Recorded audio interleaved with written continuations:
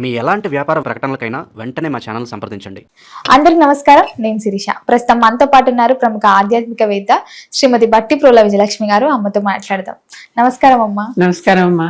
అమ్మ, విశేషంగా చాలా మంది ఇంట్లో చాలా దేవుణ్ణి ఎవరికి ఇష్టం వచ్చినట్టు ఏ దేవుడు నచ్చితే ఆ దేవుడు పెట్టేసుకుంటానే ఉంటారు.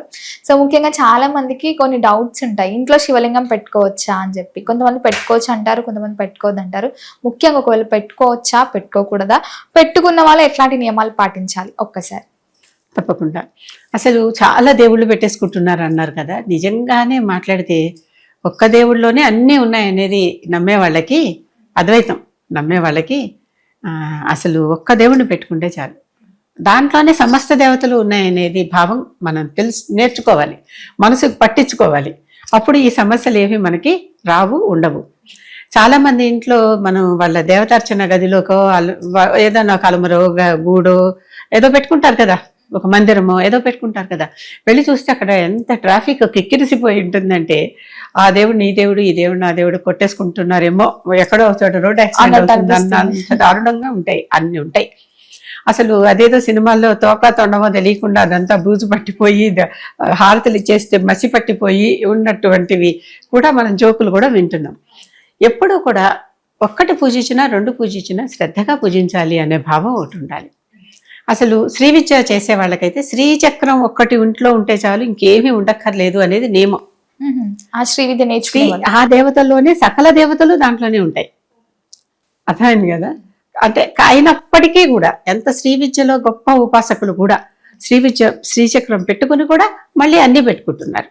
అంటే శ్రీచక్రాన్ని అంబికా స్థానంలో పెట్టుకుని, పంచాయతనం పెట్టుకుని, ఈ శ్రీచక్రాన్ని అంబికా స్థానంలో పెట్టుకుని, అంటే అమ్మవారి స్థానంలో పెట్టుకుని, మిగిలిన దేవతల స్థానాల్లో వేవేవి పెట్టుకుని చేసేవాళ్ళు ఉన్నారు. అసలు మన దగ్గర ఇలాంటివన్నీ మన సనాతన ధర్మంలో మనకి అంత పెద్దగా విగ్రహ పూజ లేదు. వేరే వాళ్ళు విగ్రహ పూజ లేని వాళ్ళందరినీ ఇప్పుడు తిడుతున్నాం, కానీ మామూలుగా మన సృష్టిలో దొరికే రాళ్లను పెట్టి పూజించమని ఉంది. కేవలం అంతే. నర్మదా నదిలో దొరికే శివలింగాన్ని అక్కడ రాయిని శివలింగంగా భావించాలి. గండకీ నది నేపాల్ దగ్గర ఉంటే గండకీ నదిలో దొరికే రాయిని విష్ణుమూర్తిగా భావించాలి. తంజావూరు దగ్గర ఒక ప్లేస్ ఉంది, ఆ ప్లేస్లో దొరికే రాయిని స్ఫటికాలు దొరుకుతాయి అక్కడ, ఆ రాయిని సూర్యనారాయణుడిగా భావించాలి. ఎందుకంటారమ్మా? ఆ దేవతా శక్తి దాంట్లో ఉన్నది, ఆ దేవతా శక్తి దాంట్లో ఉన్నది. అలాగే మనకి శ్రీకాళహస్తి దగ్గర స్వర్ణముఖి నది ఉంటుంది, అక్కడ దొరికినటువంటి ఆ రాయిని అమ్మవారిగా భావించాలి. అలాగే నర్మదా నది పక్కనే సోనా నది అని ఉంది, అక్కడ దొరికేటటువంటి ఎర్రరాయిని గణపతిగా భావించాలి. ఇప్పుడు మీకు చూపించబోయేది శిలలలో ఉన్న పంచాయతనం గురించి. ఈ శిలలలో ఉన్న పంచాయతనం ఇది చూడండి, నర్మదా నది దగ్గర సేకరించినటువంటి శివలింగం. ఈ శివలింగం నర్మదా నదిలో వచ్చేటటువంటి ప్రతి రాయి శివుడే అనేది ఒక నమ్మకం మన సనాతన ధర్మశాస్త్రంలో. ఇది ఏమో గండకీ నది, ముక్తినాథ్ దగ్గర నేపాల్లో ప్రవహించే గండకీ నది దగ్గర ఉన్నటువంటి శాలగ్రామం. దీనిని విష్ణు శాలిగ్రామం అంటారు. ఇది విష్ణుమూర్తికి సంకేతం. ఈ విష్ణుమూర్తి ఇక్కడ పెట్టాను. ఆ తర్వాత మధ్యలో మనకి స్వర్ణముఖి నది, కాళహస్తి దగ్గర దొరికేటటువంటి స్వర్ణముఖి నదిలో దొరికేటటువంటి నల్ల రాయి ఉంది కదా, ఇదేమో అమ్మవారికి సంకేతం. నేను పైన దీని గంధం బొట్లు కుంకుమ బొట్లు పెట్టాను, బ్యాక్ సైడ్ చూపిస్తే ఈ రకంగా ఉంటుంది, రాయి అంతా ఈ రకంగానే ఉంటుంది. నేను వాటికి గంధం బొట్లు పెట్టాను. ఆ తర్వాత ఇది తంజావూరు దగ్గర ఒక ప్రాంతంలో స్ఫటిక రాళ్లే దొరుకుతాయి. ఆ స్ఫటిక రాళ్లతో సూర్యనారాయణమూర్తి, ఇది కూడా చూశారు కదా. నేను సూర్యనారాయణుడు వాళ్ళ ముఖం చెక్కి ఉన్నది దొరికింది నాకు. ఉత్తరాయి పెట్టుకున్నా చాలు, ముఖం లేకపోయినా కూడా పర్వాలా. దీనికి కూడా నేను గంధము కుంకుమ పెట్టాను. ఆ తర్వాత ఇదేమో అమర్కంటక్ దగ్గర నర్మదా నది, సోనా నది వాటి జన్మస్థానం అనమాట. అది అక్కడ దొరికేటటువంటి ఎర్ర రాయి, ఇది ఎర్రగా ఉంటుంది రాయి. గణపతికి ఎరుపు కదా రంగు, ఆ ఎర్ర రాయి. మళ్ళీ నేను పూజలో పెట్టుకుంటున్నాను కనుక దీనికి పసుపు గంధము కుంకుమ పెట్టాను. ఇది అంటే నిత్యం పూజించుకునేదే తీసుకొచ్చి చూపిస్తున్నాను నేను ఇక్కడ. ఈ 5 రాళ్ళు ఈ రకంగా ఇలా అమర్చుకోవాలి. అమర్చుకున్నాక ఇది ఏమిటి, ఒక కొబ్బరికాయ. నిత్యం దేవుడి కొబ్బరికాయ కొట్టి మనం నైవేద్యం పెట్టలేం గనక శ్రీశైలం వంటి అడవి ప్రాంతాలకు వెళితే, శ్రీశైలం దగ్గర కానీ కాశీలో కానీ ఇలాంటి చిన్న కొబ్బరికాయ దొరుకుతుంది. ఈ చిన్న కొబ్బరికాయ నేను తెచ్చి పగలకొట్టి చూశాను, లోపల చక్కగా కొబ్బరి ఉన్నది ఆ కొబ్బరి మనం తినొచ్చు కూడా. అంటే నేను కావాలని ఒక గుప్పెడు తెచ్చుకుని ఎవరైనా ఇంటికి వస్తే ఇస్తూ ఉంటా. ఇప్పుడు అయిపోయింది, ఇది ఒకటే ఉంది, మా దేవుడికే పెట్టుకున్నాను. ఇది నిత్య నైవేద్యం అన్నమాట వాళ్ళకి. నిత్యము ఈ కొట్టలేదు కదా, కొట్టని కొబ్బరికాయని ఎప్పుడు అలా దేవుడి దగ్గర వదిలేసేయచ్చు. కొట్టిన కొబ్బరికాయని మళ్ళీ మనం తీసేయాలి, అది పనికిరాదు. కనుక ఈ కొట్టని కొబ్బరికాయ, ఈ చిన్న ఎంత కొబ్బరికాయ ఉందో చూడండి, మన చిన్న గోలి ఎంత ఉంది, కుంకుడు గింజ ఎంత ఉంది. ఇవి మనకి శ్రీశైలంలో అడిగితే దొరుకుతాయి. అంటే అక్కడ కొంచెం ఈ ఫారెస్ట్ ఏరియాస్ దగ్గర అనమాట, ఉజ్జయిని, నాసికా ఇలా వెళ్తాం కదా, అలాంటి ప్రాంతాల్లో అడిగితే దొరుకుతాయి, వాళ్ళు ఇస్తారు కూడా. ఇప్పటికీ కూడా కొన్ని పూజ షాపుల్లో హైదరాబాద్లో కూడా అమ్ముతూ ఉండొచ్చు. ఆ తర్వాత ఇదేమో నిత్యం ఒక పుష్పం పెట్టి దీనికి ఒక పుష్పం పెట్టి, ఇది నా నిత్య పంచాయతనం. దీనికి మనం ఏమీ పెట్టుకోవచ్చా అని అనేటటువంటిది లేదు. ఇది పెట్టుకుని నిత్యం దీనికి మనం పూజ చేసుకోవచ్చు. పసుపు కుంకుమలతో వాటికి అర్చన చేసుకోవచ్చు, పుష్పాలతో అర్చన చేసుకోవచ్చు, నీటితో అర్చన చేసుకోవచ్చు. మళ్ళీ చక్కగా గంధం కుంకుమ పెట్టేసి అక్కడ పెట్టేసుకోవచ్చు, దేవుడి దగ్గరే పెట్టేసుకోవచ్చు. వీటికి ఎటువంటి భయము, ఎటువంటి దోషము, ఎటువంటి సందేహము అక్కర్లా, ఎవరైనా పెట్టుకోవచ్చు. అవి అక్కడ దొరికేటటువంటి రాళ్లలో మాత్రమే ఆ శక్తి ఉంది, ఆ దేవతా శక్తి అక్కడ ఇమిడి ఉన్నది అనేది ఒక మనకి నమ్మకం అన్నమాట. అందుకని ఎందుకంటే రకరకాల పురాణ గాథలు, ఉపనిషత్ గాథలు వీటికి అసోసియేటెడ్గా దొరుకుతాయి, వెతుక్కోవచ్చు. ఎందుకు ఈ నర్మదా నదిలోని దొరికేటటువంటి లింగాన్నే బాణం అని ఎందుకు అంటాం, అదే శివుడు అని ఎందుకు భావిస్తాం, అలాగే ముక్తినాథులో దొరికే దీనినే విష్ణువు అని ఎందుకు భావిస్తాం అని వీటన్నిటికీ కూడా ఇలా ప్రతి ఒక్కదానికి మనకి సంబంధించినటువంటి గాథలు, కథలు మనకి చక్కగా పురాణాల్లోనూ ఉపనిషత్తుల్లోనూ మన గ్రంథాల్లో, మన సనాతన గ్రంథాల్లో మనకి దొరుకుతాయి. కనుక ఇది చూడండి, ఇది పెట్టుకుంటే ఏ దోషము లేదు. ఇప్పుడు శిరీష్ అడిగిన ప్రశ్న ఏంటి, శివలింగాలు ఇంట్లో పెట్టుకోవచ్చునా? శివలింగాలు ఇంట్లో పెట్టుకోవచ్చును, కాకపోతే వాటికి నిత్య పూజ జరగాలి. పెట్టుకున్నంటే అది ఒక షోకేస్లో బొమ్మలాగా పెట్టుకోవటం కాదు. ఒక లింగం తెచ్చి పెట్టుకున్నామంటే తప్పనిసరిగా దానికి కనీసం ఒక చెంచాడు నీళ్లు పోయటమో, దానికి గంధం పూయటమో ఏదో ఒకటి తప్పనిసరిగా చెయ్యాలి. ఎందుకంటే శివుడు అభిషేక ప్రియుడు. చక్కగా గంధం నిండా పూస్తే మనకి ఎప్పుడైనా శివాలయానికి వెళ్ళి చూడండి, చక్కగా గంధం అంతా ముందర అభిషేకం చేసేస్తారు, తర్వాత అంతా గంధం పూసేసి బొట్టు పెట్టి ఉంచుతారు కదా. ఎంత కమనీయంగా ఉంటాడు అసలు, ఆయన చూడటానికి ఎంత హాయిగా సుఖంగా అనిపిస్తుంది మనకి. అటువంటి పూజ అన్నమాట ఇది. చక్కగా శివుడిని తెచ్చుకోండి.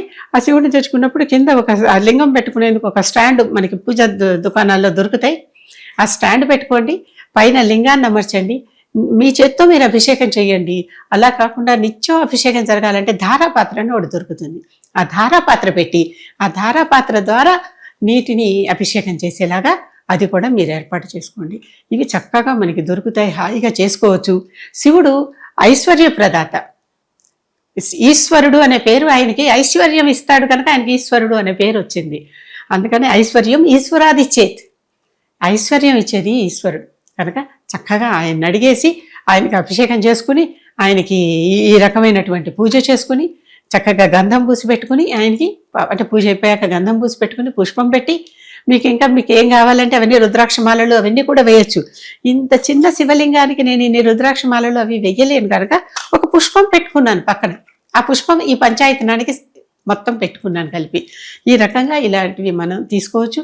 వీటిని ఎప్పటికప్పుడు మీకు అవకాశం ఉన్నప్పుడు శుభ్రపరచుకోండి. రోజు శుభ్రపరచుకుంటే మరీ మంచిది, లేకపోతే వారానికి ఒకసారి 10 రోజులకు ఒకసారి మీ వీలుని బట్టి తప్పనిసరిగా మన దేహానికి ఎలా అయితే మనం సమయం కేటాయిస్తున్నామో దేవుడు కూడా కేటాయిస్తే మంచిది. ఆ దేవుడు మనని అనుగ్రహిస్తాడు. ఇది నేను చెప్పాలను. చాలా మంది ఇంట్లో లింగాలు పెట్టుకుంటారు కదా, ఏ లింగం పెట్టుకుంటే శ్రేయిస్తాం అంటారు, ఏది కరెక్ట్ గా బాగుంటుంది అంటారు?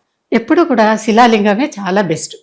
రాతితో చేసింది ముఖ్యమైనది, ఆ తర్వాత మిగిలిన ఏదన్నా. అది కూడా నర్మదా నదిలో దొరికినటువంటి రాయి అయితే అత్యుత్తమం, ఉత్తమాల్లోకెల్లా ఉత్తమం. మామూలుగా రాయితో చేసింది ఉత్తమం అని చెప్తున్నా. దాంట్లో కూడా నర్మదా నదిలో దొరికినటువంటి బాణలింగం అయితే, దాని బాణాలు అంటారు, బాణానికి దాని పేరే బాణం, బాణానికి నిత్యము అభిషేకం చేసేవాడు స్వర్గలోక ప్రాప్తి చెందుతాడు, మరి జన్మ లేదు అనేది శాస్త్రాలు చెప్తాయి మనకి.